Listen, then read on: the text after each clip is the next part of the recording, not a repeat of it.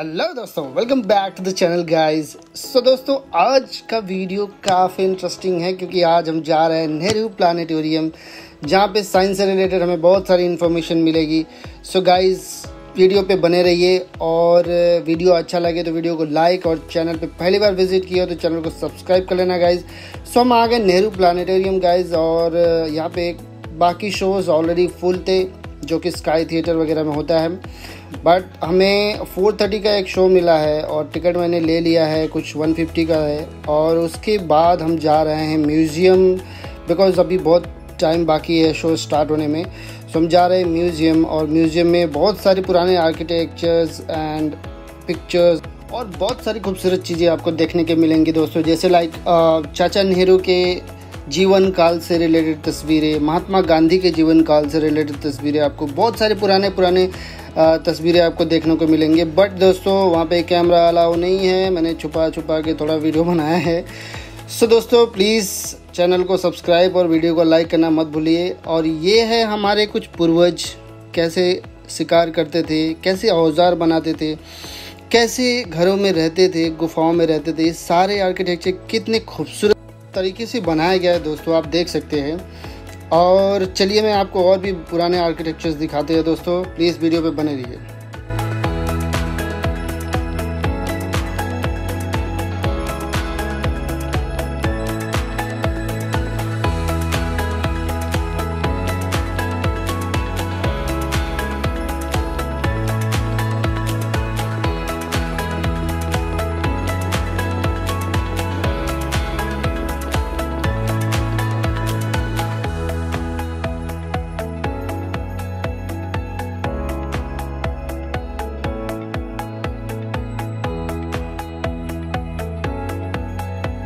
तो दोस्तों, ये कुछ खूबसूरत किला बनाया गया है और ये कुछ मुझे लग रहा है कान्हेरी केव की तरह, क्योंकि मैं गया था तो वहाँ पे भी ऐसा था। और क्या आपने कभी चूल्हे पे खाना खाया दोस्तों? ये है पुराने ज़माने के चूल्हे, जहाँ पे हम पहले ज़माने में खाना बनाते थे लकड़ियों का यूज़ करके, और काफ़ी स्वादिष्ट होता था दोस्तों, क्योंकि हमारे ज़माने में भी था ऐसे चूल्हे और हमने भी खाया। सो काफ़ी अच्छा लगता है। और अगर आप कमेंट करके बताइए आपके ज़माने में ऐसे चूल्हे थे और आपने ऐसे चूल्हों पे बना हुआ खाना खाया हुआ है, ऐसा स्वादिष्ट खाना खाया हुआ है, तो कमेंट करके ज़रूर बताना दोस्तों। चलिए आगे दिखाते हैं आपको।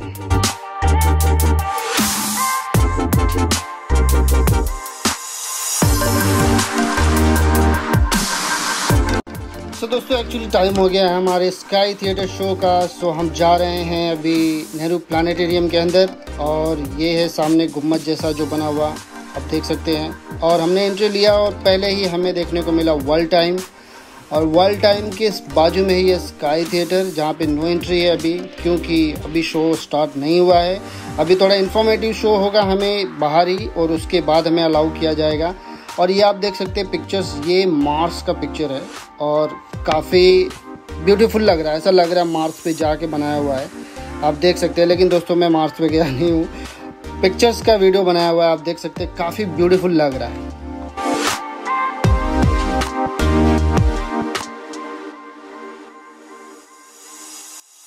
तो दोस्तों, आप देख सकते हैं ये जो भीड़ लगा हुआ है, ये भीड़ लगा हुआ है know your weight on different planet, मतलब डिफरेंट प्लानिट पे आपका वेट क्या होगा वो जानने के लिए इन लोगों ने भीड़ इतना लगाया हुआ है।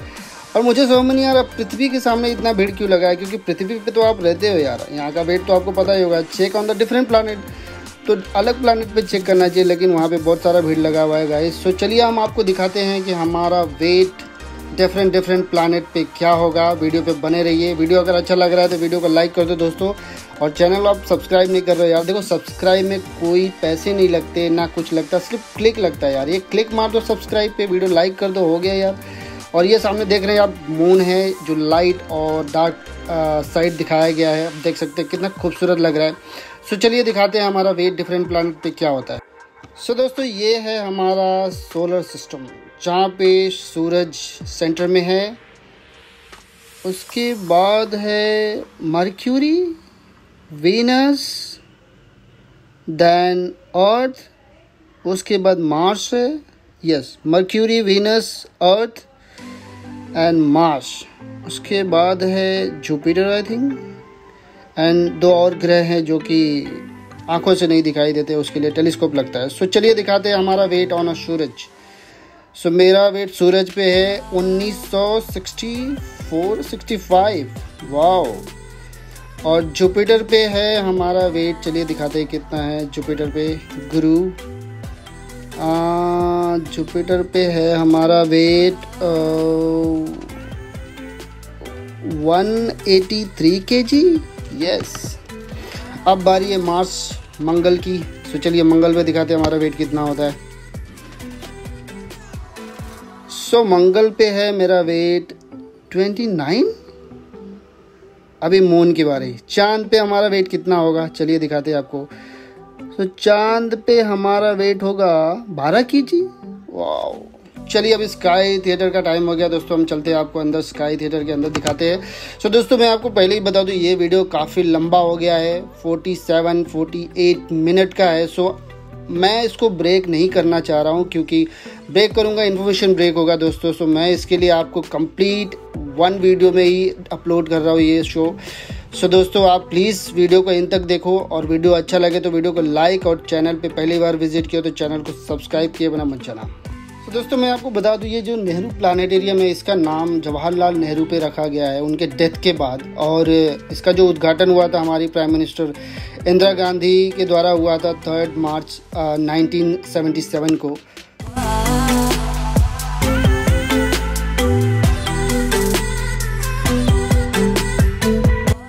और दोस्तों ये है स्पेस शटल, जो रॉकेट को स्पेस में ले जाने के लिए यूज़ होता है।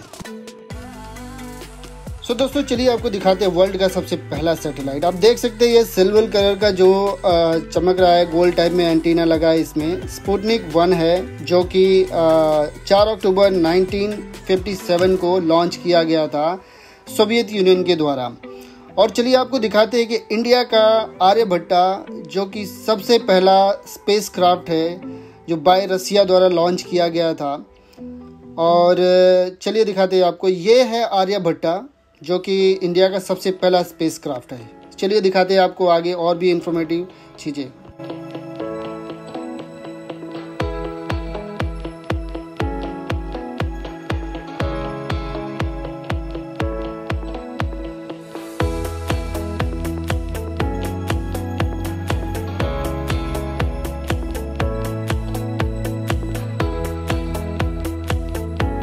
तो दोस्तों अब हम जा रहे हैं स्काई थिएटर के अंदर। ये है स्काई थिएटर जो कि ऊपर गोल गुम्बद जैसा 3D लगा हुआ है, और ये काफ़ी ब्यूटीफुल लग रहा है क्योंकि चेयर पे बैठ के ऐसा लेट के ऊपर सर करके देखने में काफ़ी मस्त लगता है, 3D व्यू लगता है। बट यहाँ पे दोस्तों अलाउ नहीं है कैमरा, और मैंने छुपा के वीडियो बनाया है। तो प्लीज़ इस मेहनत को लाइक करो यार, और चैनल को सब्सक्राइब कर लो। और चलिए दिखाते हैं आगे आपको।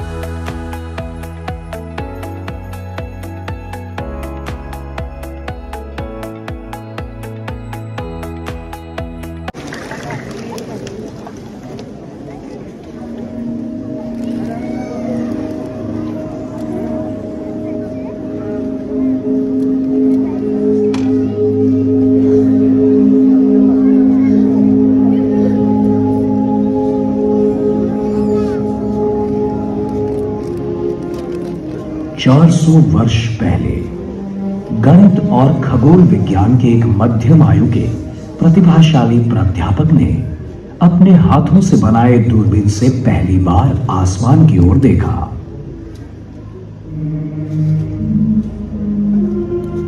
रात के उस आसमान को देखकर सभी लोगों की तरह गैलीलियो गैलीली ने भी आश्चर्य जताया।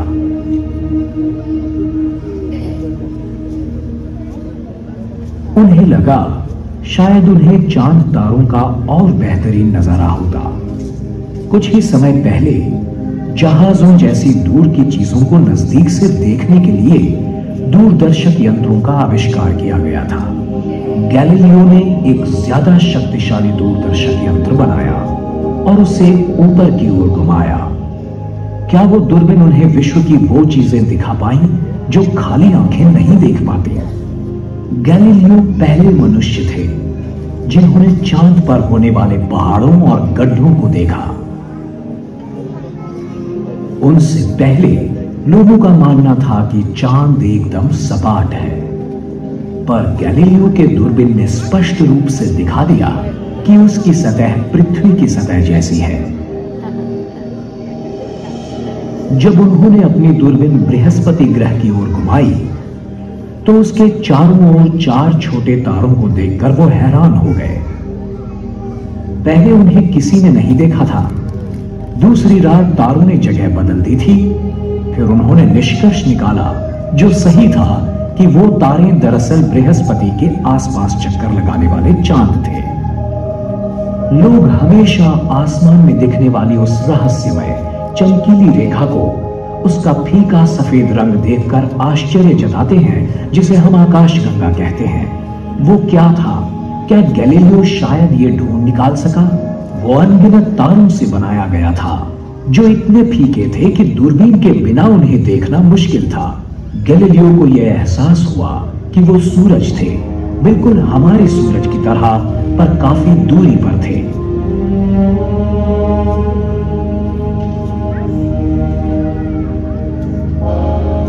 आज हमने विशाल दूरबीनों की रचना की है, जिससे हम गैलीलियो की दूरबीन से कई ज्यादा प्रतिशत दूरी पर देख सकते हैं।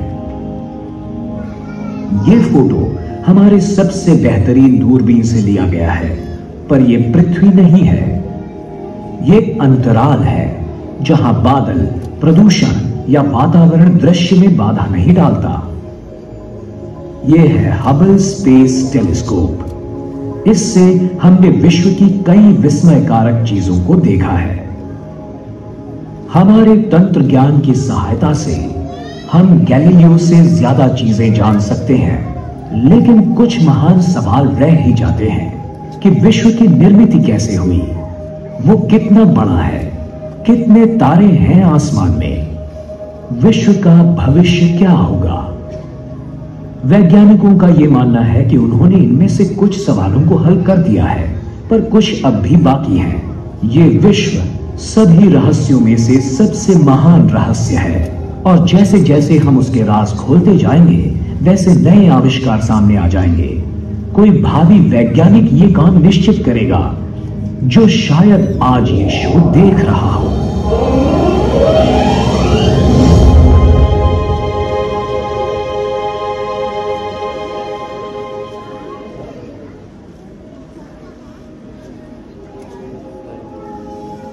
आज के विज्ञान का अनुमान है कि विश्व की आयु लगभग 14 अरब वर्ष है।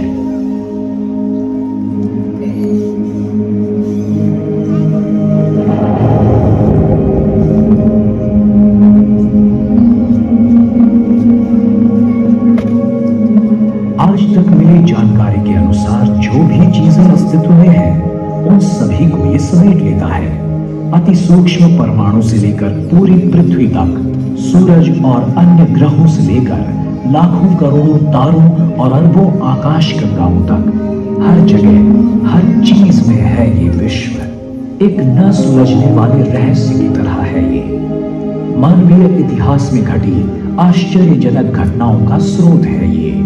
पिछले कई युगों में हम में से कुछ विद्वान व्यक्तियों ने विश्व के रूप के बारे में कई सिद्धांत पेश किए हैं, अपने पूर्वजों की कल्पनाओं को विस्तृत रूप देकर।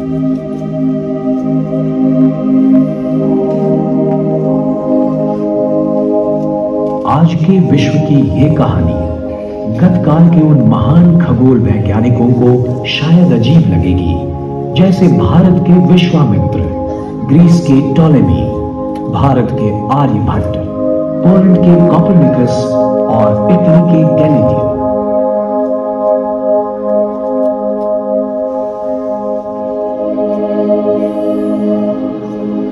विश्व की शुरुआत कैसे हुई, इस बारे में हमें ठोस जानकारी नहीं है।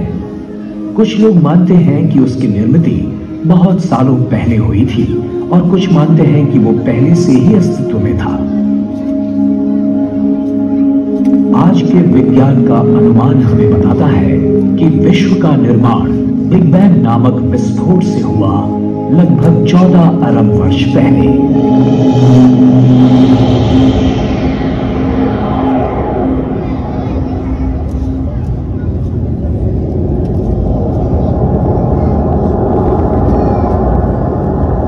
इस सिद्धांत के अनुसार विश्व का पूरा द्रव्य एक छोटी सी गोली के आकार की किसी वस्तु में केंद्रित हुआ होगा।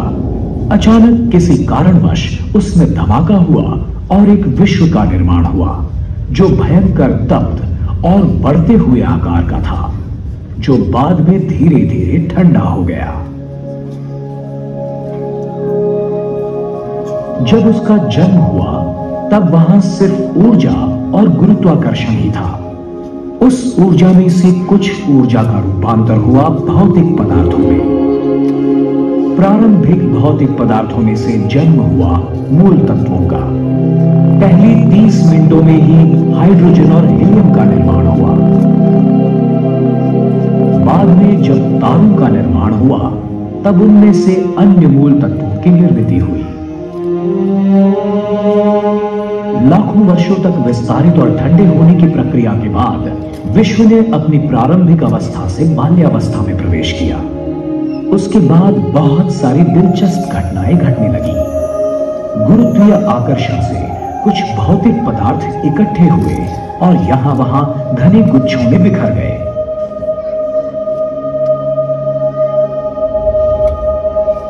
ये वायु और धूल से भरे गुच्छे अंत में ढह गए और आकाश गंगाओं में बदल गए।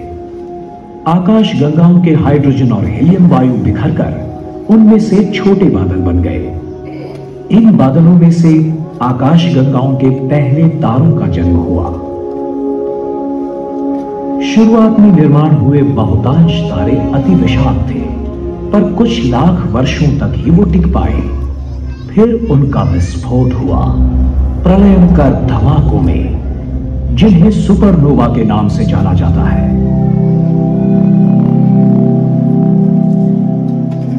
जीवन के लिए आवश्यक मूल तत्वों का निर्माण इन विशाल तारों के आंतरिक भाग में हुआ। जब उनका विस्फोट हुआ तब ये मूल तत्व आंतरतारकीय अवकाश की कड़ी शीतलता में फेंके गए। इन सुपरनोवा के विस्फोटों ने दूसरी पीढ़ी के तारों के निर्माण की प्रक्रिया की शुरुआत की। जब तक विश्व की आयु कुछ अरब वर्षों की हुई, तब तक विश्व बहुत जटिल बन चुका था। विश्व की निर्मिति के समय की प्रकाशमान ऊर्जा अब अरबों आकाश गंगाओं के विशाल समुदाय में फैल गई थी।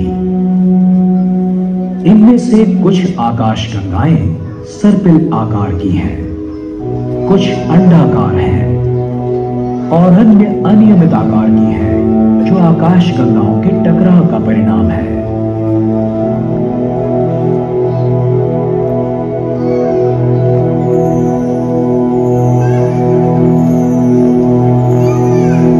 तारों की कई पीढ़ियों ने एक के बाद एक जन्म लिया। जीवन के लिए आवश्यक कार्बन, ऑक्सीजन और लौह जैसे मूल तत्वों की निर्मित की गई। अंततः उनका नाश हुआ। जैसे जैसे विश्व लाख वर्षों में आकारमान में बढ़ता गया, वैसे वैसे वो पतला और विरल और ज्यादा ठंडा होता चला गया। सैकड़ों वर्षों पहले हमारा ये मानना था कि पृथ्वी ही विश्व का केंद्र है। बाद में विज्ञान ने यह साबित किया कि हमारा ग्रह और अन्य ग्रह दरअसल सूरज की परिक्रमा करते हैं। आज हम जान चुके हैं कि सूरज खुद एक तारा है, उन 4000 लाख तारों में से जिनसे आकाशगंगा बनती है। पर हमारी आकाशगंगा जो अनगिनत तारों से बनी है, वो भी छोटी लगती है जब हमें ये महसूस होता है कि वो भी विश्व की अनगिनत आकाशगंगाओं में से केवल एक ही है। हमारी इस आकाशगंगा का निर्माण अरबों वर्षों पहले एक बड़े धमाके के बाद हुआ, मतलब अंदाजन 13.2 अरब वर्ष पहले। उसके सबसे प्राचीन तारों की आयु अंदाजन 10 अरब वर्ष है और सबसे नए तारे कुछ करोड़ों वर्ष की आयु के हैं। वास्तव में छोटे तारों का जन्म हर दिन होते ही रहता है। हमारा सूरज मध्यम आयु का तारा है। उसकी आयु है 4.5 अरब वर्ष। वायु और धूल से भरे एक बादल से उसका जन्म हुआ, जिसे हम सोलार नेबुला के नाम से जानते हैं। एक विस्फोटक तारे की मृत्यु हुई और उसमें से सूरज का जन्म हुआ। एक विनाश होते तारे के विस्फोट से निकली कंपन लहरों से सौर मंडल की निर्मिति की शुरुआत हुई। उस बादल से निकले वायु और धूल की अधिकांश मात्रा से सूरज की निर्मिति हुई और थोड़ी सी धूल और वायु इकट्ठी होकर सूरज के चारों ओर से छल्लों का तथा मलबे का निर्माण हुआ। इन छल्लों का बहुतांश द्रव्य इकट्ठा होकर उनमें से बुध, शुक्र, पृथ्वी, मंगल, गुरु, शनि, यूरेनस, नेपच्यून जैसे ग्रहों का निर्माण हुआ। द्रव्य के कुछ बचे कणों से प्लूटो जैसे छोटे ग्रह, ग्रहिका और धूमकेतु बने। 8 ग्रहों में से तीसरा ग्रह पृथ्वी एक ऐसे क्षेत्र में स्थित है जहां जीवन विकसित हो सकता है।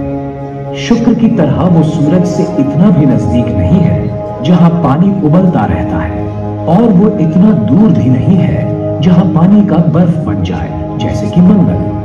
पानी जल रूप में जीवन विकास के लिए और उत्क्रांति के लिए आवश्यक है। शुरुआत में पृथ्वी काफी तप्त थी। वहां वातावरण का अभाव था। यथावकाश बाहरी सतह ठंडी होकर सख्त पपड़ी जैसी हो गई, जिसका अंतर्भाग पिघली हुई शिला से बना था। कई जगहों पर पपड़ी फाड़कर अंदरूनी द्रव्य बाहर आया और ज्वालामुखी बन गए। इनमें से तप्त लाल रंग का लावा और वायु बरसने लगे। इन वायुओं ने पृथ्वी का पहला वातावरण बनाया।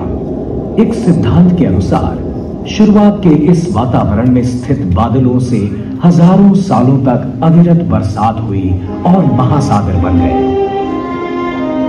दूसरा सिद्धांत ये बताता है कि पृथ्वी पर स्थित पानी के समूह विशाल धूमकेतुओं के आघात से बने गड्ढों में बर्फ के टुकड़े पिघलने से बने।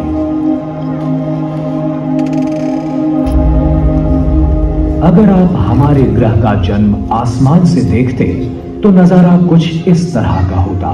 तकरीबन 4.5 अरब वर्षों पहले सूर्यमंडल के घनीभूत होने की प्रक्रिया शुरू हुई।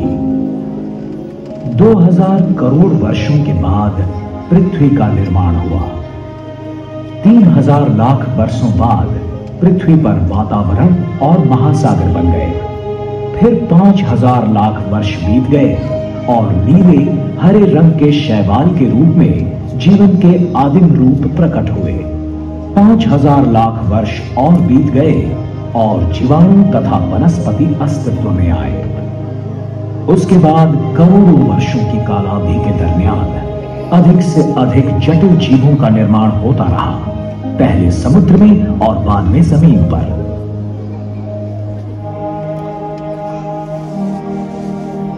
कुछ 2000 लाख वर्षों पहले डायनासोर्स जैसे महाकाय जानवरों ने पृथ्वी पर राज किया। फिर 700 लाख वर्ष पहले एक बड़ी ग्रहिका के विस्फोट से पैदा हुए मौसमी बदलाव के कारण उनका विनाश हुआ और सस्तन प्राणियों की उत्क्रांति की शुरुआत हुई। सबसे पहले थे मानव, जिन्होंने निसर्ग को ही आकार देने की शुरुआत की। हमारे पूर्वजों ने पत्थरों से हथियार बनाए, आग का उपयोग किया और खेती करना सीख लिया।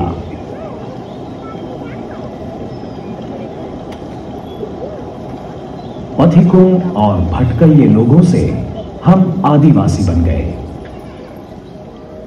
जैसे जैसे जीना आसान हुआ, वैसे लोगों को आसमान की ओर देखने का ज्यादा समय मिलने लगा। रात के आसमान में दिखने वाले तारों के फैलाव को देखकर हमारे पूर्वजों ने परिचित आकार तथा प्रतिमाओं की कल्पना की, जिन्हें हम नक्षत्र कहते हैं। आज हम जान गए हैं कि पूरे आसमान में 88 नक्षत्र हैं।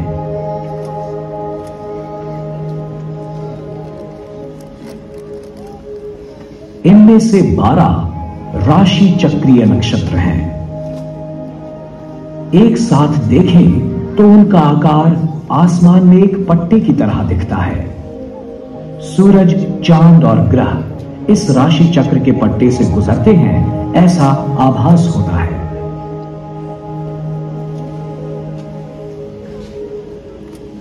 ठंड के दिनों में आसमान में सबसे सुस्पष्ट दिखने वाला नक्षत्र है आर्द्रा, ओरायन यानी शिकारी। थोड़ी सी पश्चिम की ओर है आकाशीय बैल यानी कि वृष, टॉरस, राशि चक्र का एक नक्षत्र। ऐसे लगता है कि यह बैल उस शिकारी पर हमला कर रहा हो।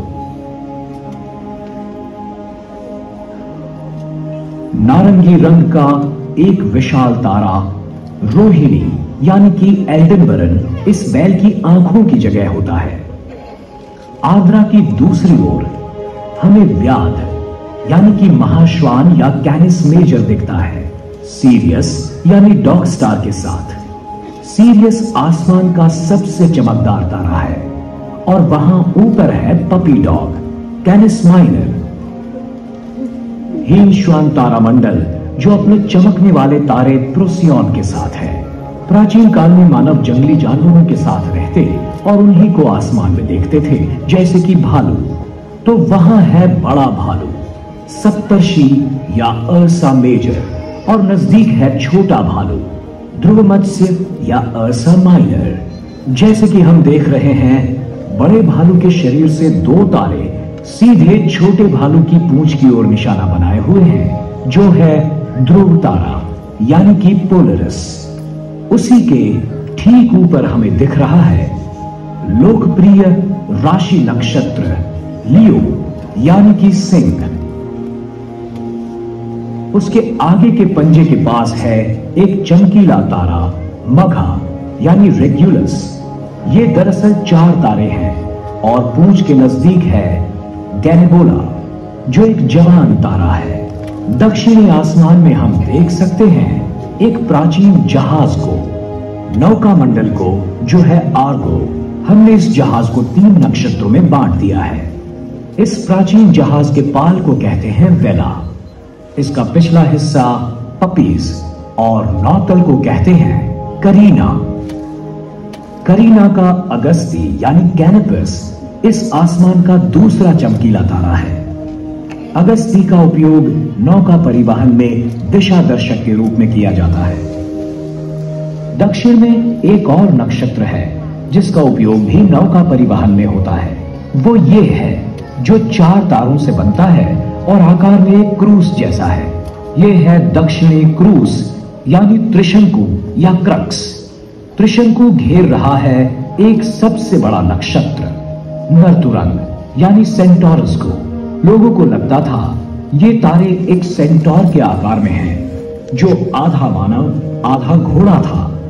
नर्तुरंग के पिछले खुर में आसमान का तीसरा चमकीला तारा अल्फा सेंटोरी है, जिसके नजदीक है प्रोक्सिमा सेंटोरी, जो हमारे लिए रात के आसमान का सबसे नजदीकी तारा है। यहां ग्वाला नक्षत्र में बूटीज द हर्ड्समैन में हमें दिखता है स्वाति तारा यानी आर्कटरस, जो 4था चमकीला तारा है। आसमान का 5वां चमकीला तारा पूरब की ओर से उदय होते हुए दिखता है। यह है अभिजीत यानी वेगा, जिसका खगोल विद्या विशारदों ने सूरज से भी ज्यादा अभ्यास किया है। अन्य दो चमकीले तारे डेनेब ऑफ सिग्नस और एल्टेयर ऑफ एक्विला के साथ वेगा एक लोकप्रिय त्रिकोण का आकार धारण करता है जिसे समर ट्रायंगल कहते हैं, जिसका हर मई में उदय होता है, जो ग्रीष्म ऋतु के आगमन की सूचना देता है। किसी भी समय आसमान की ओर नजर करते हुए हम अपनी आंखों से देखते हैं लगभग 3000 तारे, जिनमें से कुछ ज्यादा चमकीले होते हैं, कुछ फीके और कुछ को तो हम देख ही नहीं पाते। हमारी आकाशगंगा में मौजूद 4000 लाख से भी ज्यादा तारों का ये एक छोटा सा हिस्सा है। विश्व की विशालता को व्यक्त करने के लिए हम प्रकाश वर्ष यानी लाइट ईयर इस शब्द का प्रयोग करते हैं। मतलब एक वर्ष में प्रकाश जितना अंतर काटता है वो हमारा सौरमंडल आकाशगंगा के केंद्र से 3000 प्रकाश वर्ष दूर है। नग्न आंखों से हमें सबसे दूर दिखती है एंड्रोमेडा आकाशगंगा, जो हमसे 20 लाख प्रकाश वर्ष दूर है। और ये एंड्रोमेडा हमारी सबसे नजदीकी आकाशगंगा है। उसके परे 100 अरब से भी ज्यादा आकाशगंगाएं हैं, जो अरबों प्रकाश वर्ष दूर तक फैली हुई हैं।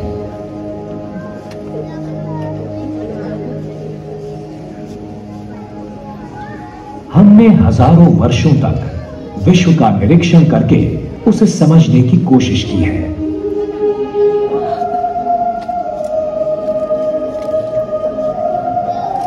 आज हम शक्तिशाली दूरबीन तथा कंप्यूटर्स का उपयोग करते हुए विश्व का एक सुबोध चित्र बनाने की कोशिश में लगे हैं।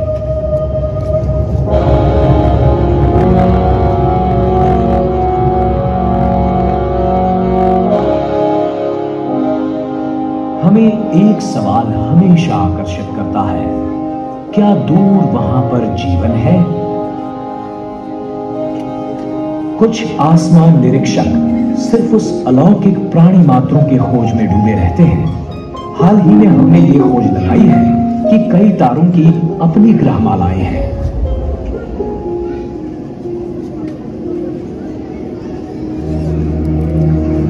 कुछ खगोल वैज्ञानिकों के अनुमान से विश्व में ऐसी अरबों जगह होगी जहां जीवन संभव हो सकता है, पर अभी तक तो हमें विश्व में अन्य कोई जगह ऐसा कोई सबूत नहीं मिला है।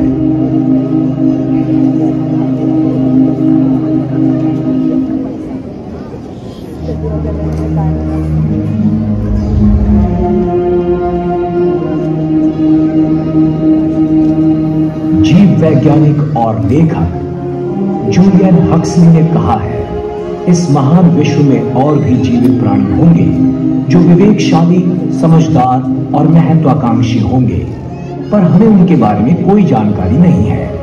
हम बस इतना ही जानते हैं कि मानव का मन और व्यक्तित्व अद्वितीय है और वो इस विश्व को प्राप्त हुई सबसे उच्चतम चीजें हैं।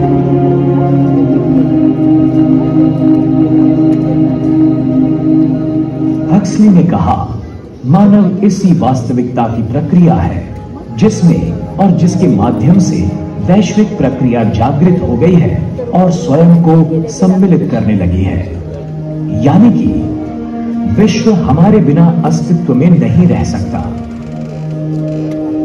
जो भी हमारे सामने प्रतीत हो रहा है, हम उसमें स्वेच्छा से शामिल हुए हैं। हम इस असाधारण पैमाने के विश्व के छोटे से भागीदार हैं। बड़ी अजीब बात है कि इस विश्व ने हमें हिस्सेदार बनाया है। प्रजातीय तौर पर हमारा भविष्य विश्व की होने वाली उत्क्रांति पर निर्भर है।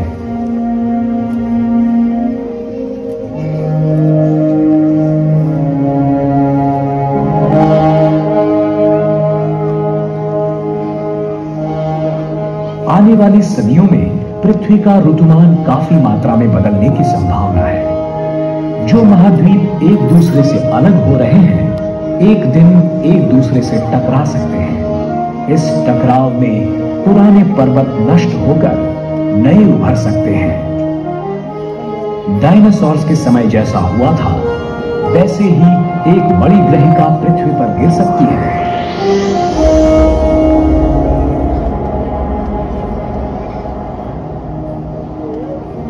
कुछ नजदीकी तारों का नाश होगा तो कुछ नए तारे जन्म ले सकते हैं।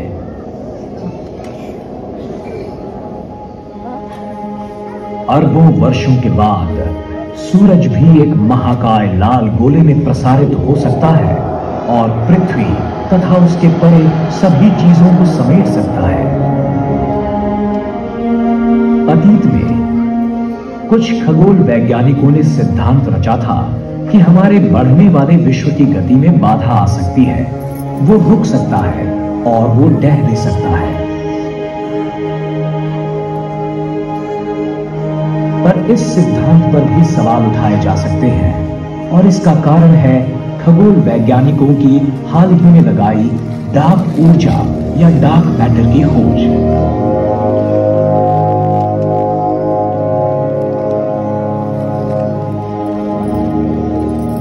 वो डार्क मैटर क्या है, इसके बारे में हमें सही जानकारी तो नहीं है, पर हम इतना जानते हैं कि विश्व का बड़ा हिस्सा इनसे बनता है और ये साबित करती है कि विश्व केवल आकार में नहीं बढ़ रहा बल्कि उसकी गति भी तेज हो रही है।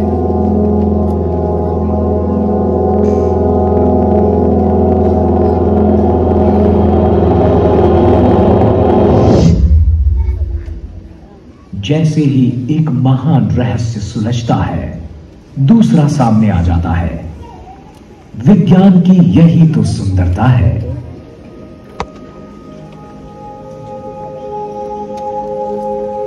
दोस्तों, अगर आपने यहाँ तक वीडियो देख लिया तो आई होप आपको काफ़ी इन्फॉर्मेशन मिला होगा हमारे आकाशगंगा और हमारे ब्रह्मांड के बारे में, जो कि आपको पहले नहीं पता होगा।